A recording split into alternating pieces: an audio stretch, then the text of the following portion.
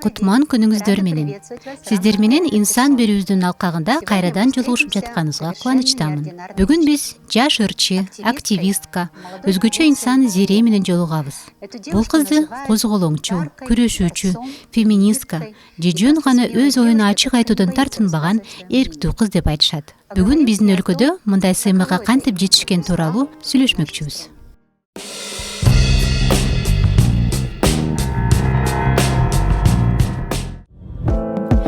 Vakit gelse zaman ötse Kanday ömür sürümürüp özümünay kılsın Саламатсызбы, Зире.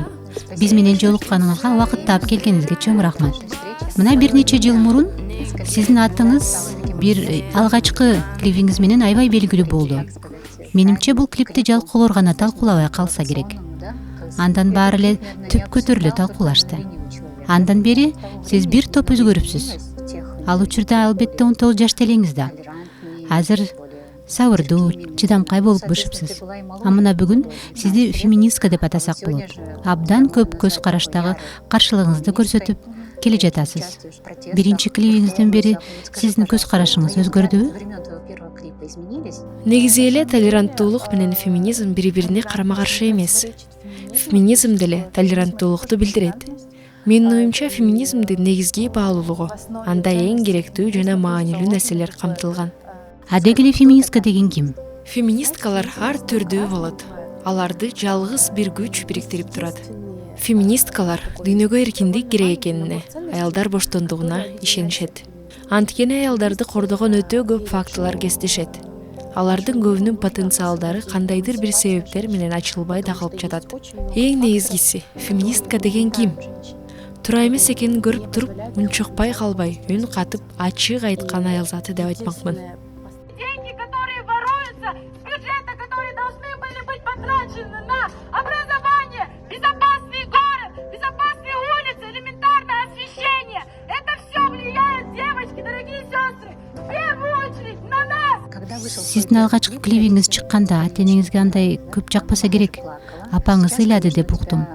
Андан бери 4 клип, 10дон ашык ырларыңыз чыкты. Алардын баары эле аял заттын кордуктары жөнүндө. Сиздин ата-энеңиз дагы эле ошондой ойдобу же кийинки чыккан клиптериңизде чыгармачылыгыңызга колдоо беришеби? Мен ата-энеден чындыгында жолдуумун деп эсептеймин. Алар башында дайыма мени колдошкон. А клип аларга жакпады деген туура эмес. Ал клипте бир аз башкача жагдай болгон.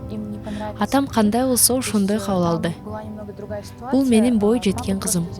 Ал кайсы бир нерселерге өзү чечип чыгарууга акылдуу. Демек ал өзү ушуну жасаса, бул анын чечими деп айтты. А апам тарабынан деле жакпады деген ой болгон жок. Коомчулуктун басымы болду да. Ооба, апама мен үчүн абдан коркунучтуу болду. Өзүнүн кызы үчүн коргоо сезими күчтүүлүк кылды.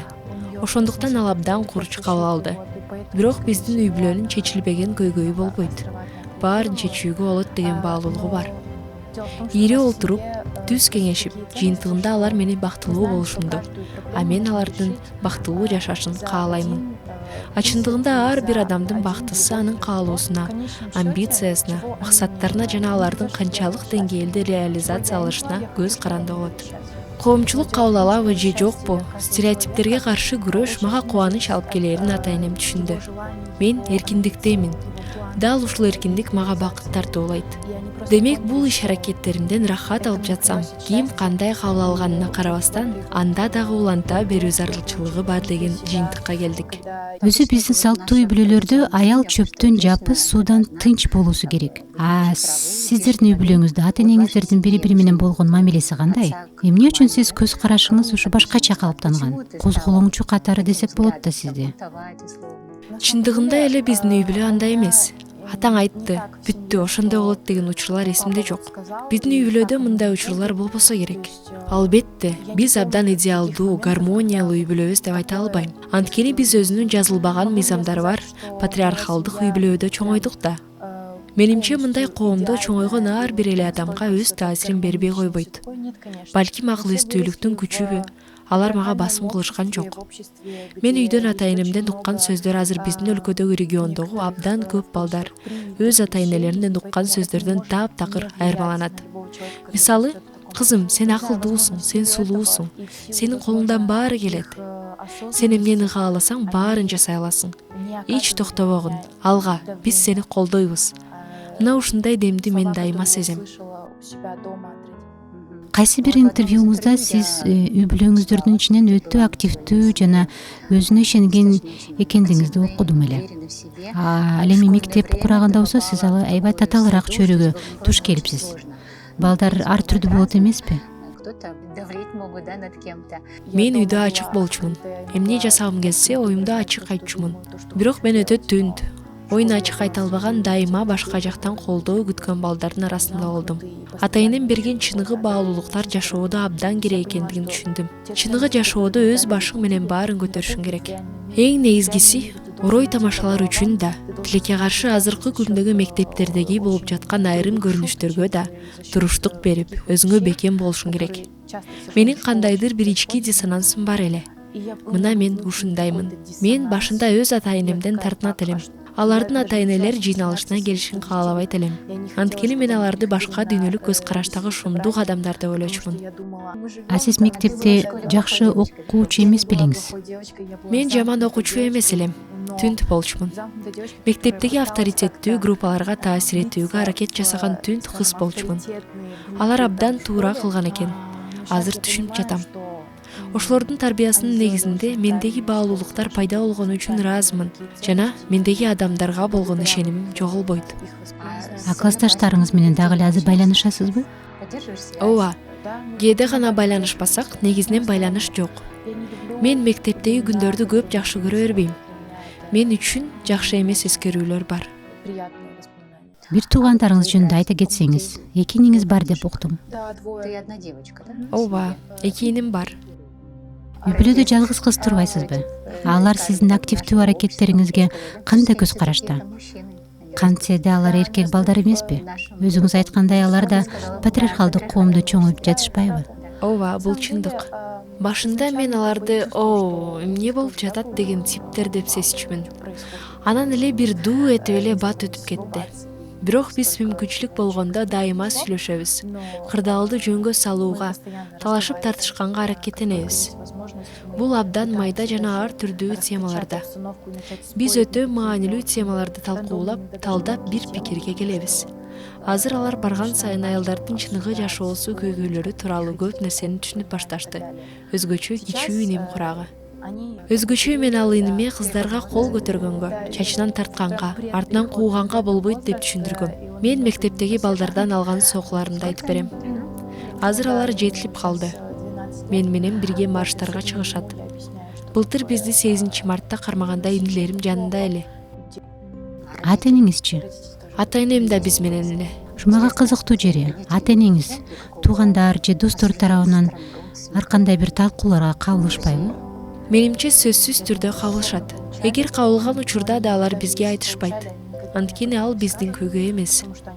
Ал ошол түшүнбөгөн же түшүнүүгө аракет жасабаган адамдардын көйгөйү. Ошондуктан андай болбогон нерселер менен менин башымды оорутушпайт. Аларда түшүнүктүүлүк бар. Жери, айтыңызчы, сиз үчүн хайп деген эмне? Сиз билем, атайын бул нерсеге алектенбейсиз.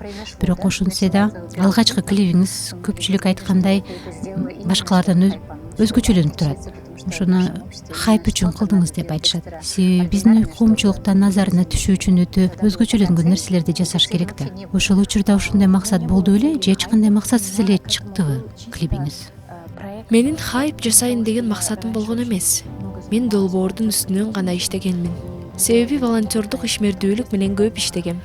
Билим берүү, балдар үйү, климатка байланыштуу долбоорлордо иштегем. Мен ошол жакта максаттуу план түзгөндө окуялардын стратегиялык жүрүштөрүн үйрөнгөм. Бул биринчиден жарылуу катары чыкты. Андан соң ал жарылуу стратегиялык жактан өнүгө баштады. Албетте, бул өтө чулгандуу окуя болду. Мен ушундай болуш керек деп түшүндүм. Анткени коомдогу ар бир социалдык курч темалар өзүнүн чулгандуулугу менен маанилүү. Анткени кээде бир көйгөйдүн чечилиши үчүн бир аз сүйлөшүүлөргө, диалогторго жем ташташ керек. Бул клиптин да бирден бир максаты адамдардын бири-бири менен сүйлөшүп баштоосу болгон. Ал сүйлөшүүлөр мен абдан жагымсыз болоорун түшүнгөм. Мен чындыгында мынчалык көңүл чордонунда болоорун күткөн эмесмин. Эгер 3000 адам көрүп, жүздөй комментарий жазылса сонун болмок. Анда мен бактылуу болом деп ойлогом. Коомчулук бир нерсени эске албайт. Коом өзү көрүнүктүү тренд, хайптарды чыгарып жайылтып жатканын эске албайт. Себеби биз продукт жана сурооп талап бар дүйнөдө жашап жатканыбызды унутуп жатышат. Мен рекламага да эч нерсе төлөгөн жокмун. Менин YouTube каналымда көп болсо 10 катталуучум бар эле. Мен клипти алып жүктөп койдум. Анан жок дегенде 3000 киши көрсө экен деп тиледим. Анан мындай болуп кетти. Мен мынчалык күчтүү колдоону күткөн эмесмин. Мен өзүм да аябай таң калдым. Өзгөчө кыздар тарабынан укмуштуудай колдоо болду. Бул мага бүгүнкүгө чейин түшүндүрүп бере алгыс күчтүү сезимдер. Арыларыңыздын сөздөрүн өзүңүз жазасызбы? Ооба. Музыкасынчы? Мен музыканы жаңы баштаганымда онлайн сатып алчумун. Азыр бул альбом менен 1,5 жылдан бери командамдагы балдар менен иштеп жатам. Биз үчөөбүз студияда олтуруп алып жазабыз. Чыгармачылык иште ар бири ар түрдүүчө жаралат. Сиз Манас университетин 2-3 курстан бүтпөй калдыңыз деп уккам. Анан Италияга кеттиңиз. Ал жактан да актерлук чеберчиликке окуп, аны да таштап койдуңуз. Айтыңызчы, ушу сиздин оюңузча, чыгармачылык үчүн жогорку билимдердин зарылчылыгы барбы дегеле? Же азыркы жаштар ушул маселеге кандай көз карашта? Анан жеке сиз чыгармачылыгыңыз үчүн билимдин зарылдыгы же жокпу сиз үчүн? Билимди талап кылган айрым сфералар бар. Мисалы медицина, так илимдер жана башка. Менин оюмча бул тармактарда билим алуу өтө актуалдуу. Ал үчүн чоң жоопкерчилик, жыдамкайлык талап кылынат. Менин кесибим сыяктуулардын баары бирдей эмес. Качан искусство жөнүндө сөз болгондо искусствону окутуу мүмкүн эмес. Өзүңдү өзүң табышың керек. Көп жогорку окуу жайлар искусствону окутуп адамдарга жардам берет. Бирок өзүңдү табууга жардам бербейт. Кандай болгондо да жалпы калыпка салынган чектөөлөр бар. Индустрия сени жээкке чыгарып сүрүп салчу. Мен билим алуунун кажети жок деп айткан жокмун. Мен билим берүүнүн ар түрдүүлүгүн айтып жатам. Кимдир бирөө үчүн билим керек деп ойлосо, демек ага билим керек. Дагы бирөө башка жолду тандаса, демек ошондой болуш керек. Мен акыркы күндөрү жакшы, жаман, ак, кара деп бөлүп карагандан алыстап калдым. Мен баарынан кызыгы бирдей эмес шкаланы көрүп калдым. Баары бирдей эмес, баары өз алдынча. Өмүр бою эле чыгармачылык, музыка менен алектенүүгө максат коюп жатасыз да? Мен өмүр бою деп план түзө албайм. Мен өз өмүрүмдү мени бактылуу кылган өзүмдү издеп табууга арнаймын деп чечкенмин. Бул изденүүлөр мени ар түрдүү кесипке, ар түрдүү орунга коюшу мүмкүн. Бирок мен азыр музыканы, бүтүндөй искусствону жүрөгүмө жакын сеземин. Бирок эч качан деп айтпагын дейт эмеспи. Балким кайсы бир учурда баары башка аныкка өзгөрүшү мүмкүн. Анын учуру келгенде ачык айтам. Сиз өзү көптөгөн чет өлкөлөрдө болдуңуз. Финляндия, Норвегия, Европанын көп жерлеринде. Менин оюмча ушу батыштагылардын менталитети сизге жакын го деп. Мен батышчыл эмес деп бөлгөндү жактырбайм. Жана буну туура эмес деп ойлойм. Мен ал нерсеге көп басым койбойм. Мен батыш өлкөлөрүндө эле эмес, Индияга да өз каалоом менен барып келдим. Мага Армениянын, Грузиянын да жашоолору кызык болду. Кептин баары батыш менталитетинде эмес. Маселе адам укугунун фундаментинин түптөлүшүндө жана адамдын бактылуу болуу өзүнүн мүмкүнчүлүктөрүн реализациялоого болгон каалоосунун фундаментинде. Мына ушул каалоонун фундаменти өнүккөн өлкөлөрдөгү элдерге бир топ артыкчылыктарды берет. Анткени элдер кайсы бир процесстерде кандайдыр бир тарыхый артыкчылыктары бар экенин билишет. Ал жакта ушул нерсеге эрте жетишкен. Сиздер катышкан каршылык акциялардан кандайдыр бир фидбек аласыздарбы? Негизи каршылык акциялары бул активдүүлүктүн бир бөлүгү. Активдүүлүк деген эмне? Эгер сен акыйкатсыз болуп жаткан нерсени көрүп, ошого өзүңдү соц тармактар аркылуу же акцияларга чыгып, оюңду ачык айтсаң, мына ушул жарандык активдүүлүккө жатат. Зире айтыңызчы, сизде деги эле коркуу сезими барбы? Кооптонуп жаткан өлкөдө бул ишке ашуусу мүмкүн же мүмкүн эмес деген деги эле эмнеден коркусуз? Албетте ар бир адамда коркуу сезими бар, менде да бар. Мен өзүмдү жоготуудан, кандайдыр бир чечимди кабыл алуудан, жашоодо өзүм каалаган жол менен басуума сырткы факторлордун мага таасир берүүсүнөн корком. Адамдарды ушундай формада кармоо, бийликте олтуруп ушул системадан акча жасап жаткандар үчүн ыңгайлуу. Эгер биз баарыбыз коркуп унчукпай койсок, анда баары алар каалагандай болот. Биз бийликтин коррупциялык системасынын алар каалагандай ишке ашуусуна жол бербейбиз. Азыркы күн бизге оордой көрүнүшү мүмкүн. Бирок мындан да оор кырдаалдар болушу мүмкүн деген оюма макул болсоңуз керек. Биз баардык нерсенин мындан да начарлашына жол бербешибиз керек. Ошондуктан биз бир нерсени моюнга алышыбыз керек. Эгер биз корксок, ал тууралуу эч ким айтпайт. Бул жердеги тобокелчилик алардын каалоосу көбөйгөндөн көбөйүп олтуруп ошого жетишет. Жыйынтыгында баарыбызга жаман болот. Биздин өлкөдө албетте эркиндикти сүйгөн аял заты эркектерге жана жигиттерге жакпайт. Сиз өзү козголоңчу кызсыз. Аларга сабырдуу, икемдүү, сөзүн эки кылбаган кыздар жагат. Балким жеке суроо болуп калат. Ошентсе да сиздин жеке жашооңузда жигитиңиз же кыялыңыздагы мырза барбы? Анан сиздин ишбердүүлүгүңүзгө ал кандай көз карашта? Негизи мен жеке жашоом тууралуу айтпайм. Аны дайыма сыр боюнча сактагым келет. Мен жеке жашоомдогу нерсени жайылтууну каалабайм.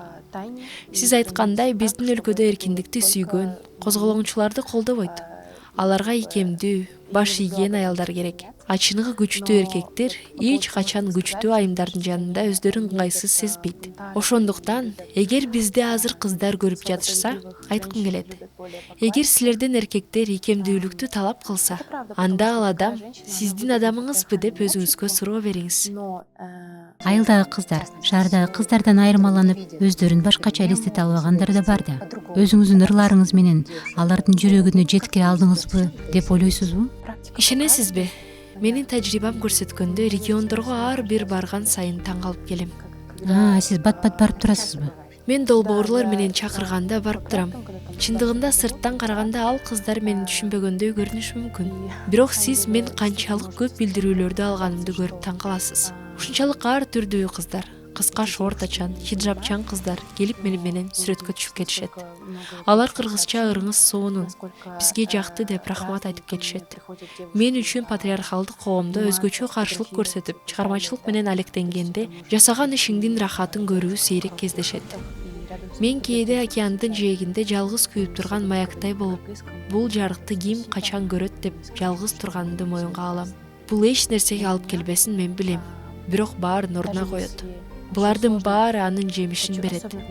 Мен жалгыз болсом да, ошондой жарык чачкан маяк болуп турганыма бактылуумун.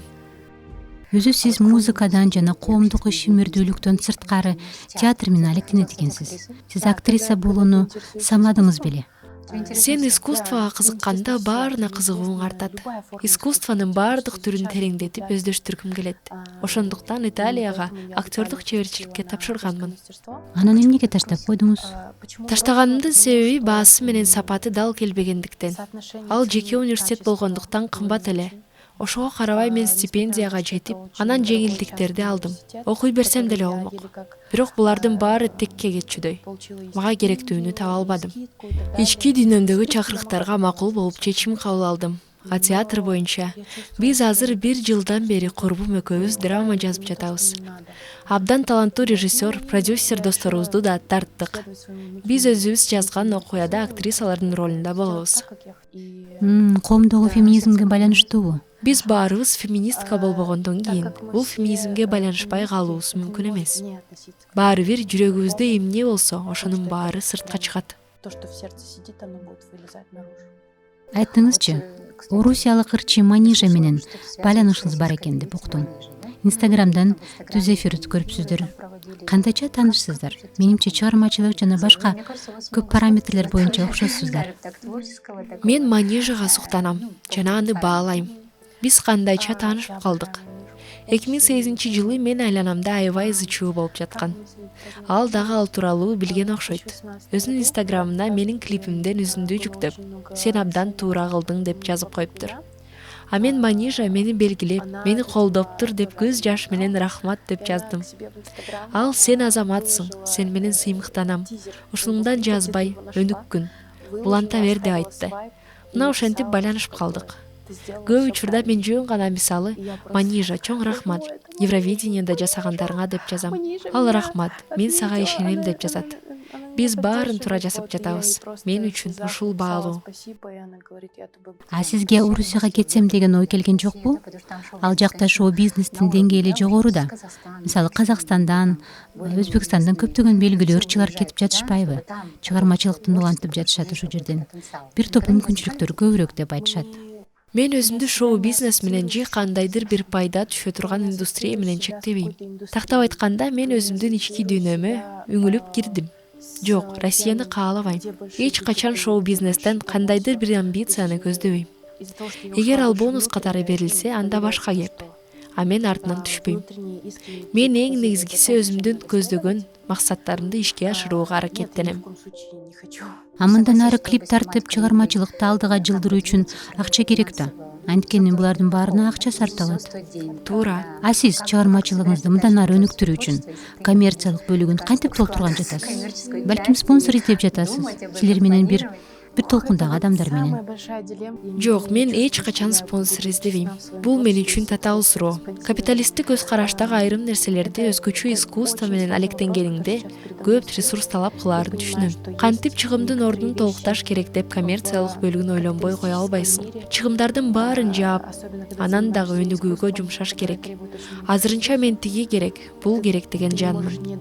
Пазлдарды бир аз кыйшыгыраак чогулткан абалдамын. Акча каерде болсо мен ошол жердемин деген жандардан эмесмин. Мен көбүнчө менин баалуулуктарыма туура келбеген концерттерден ал жерде акча болсо да баш тартамын. Себеби менин эң чоң чочулоом өзүмдү өзгөртүү. Мен Кыргызстанда жашаганды жакшы көрөм. Өз өлкөмдү сүйөм. Мен көп убакыт бою башка өлкөлөрдө жашаганды элестете албайм. Мен ушул жерде баарын ишке ашыргым келет. Боди-позитивди колдоп чыкканыңызда өзүңүздү физикалык, эмоционалдык абалында гармониядам деп айттыңыз. Ушул планда кыздарга өтө кыйын эмеспи? Дайыма аял заты бир жерине нааразы. Ушу сиздин оюңузча, башка пикирлерге көз каранды болбой, кантип өзүн өзү сүйүп, өзү гармонияда болуш керек? Билесизби, сырттан мен ушуну жасадым. Мен өзүмдү жакшы көрөм. Мен буларга жетиштим дегендер аябай көп. Бул такыр мындай эмес. Мен эч качан өзүмө жакпаган жерлерде эч качан айтпаймын. Биздин өлкөдө дээрлик баардык аялдарда өзүнүн тышкы көрүнүшүнө катуу кейген стереотип орноп калган. Себеби биз баарыбыз патриархалдык коомдо чоңойдук. Мына ушулардан арылыш үчүн мен терапияларга, психологко барышым керек. Ушундай аракеттерден улам кайсы бир тартынчаактыктан арылсаң, дагы бирөөсү чыгат.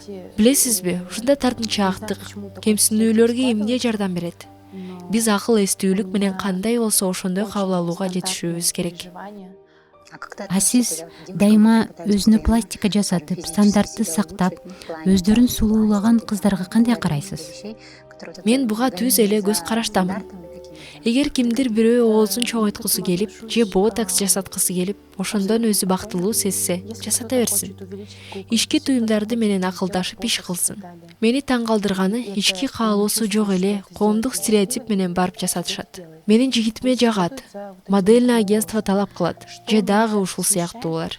Эгер чындап өзүңдү бактылуу кылса, анда эң сонун барып жасата бер. Зере, айтыңызчы, 10 жылдан кийин өзүңүздү кандай көрөсүз? Мен билбейм. Мен көп жоопкерчиликти өзүмө ала алам. Менин көптөгөн кемчиликтерим жоюлуп, чыгармачылыгымда көбүрөөк эркиндик болот. Ички дүйнөмдү көбүрөөк угуп, эң негизгиси мен бактылуу болом. Зере, чоң рахмат. Сиз менен баарлашуу мага абдан кызыктуу болду. Сизге чыгармачылык ийгилик жана максаттарыңызды ишке ашуусун каалайм. Эң негизгиси өзүңүз табууну тилектешмин. Чоң рахмат. Спасибо большое, это самое лучшее. Спасибо огромное.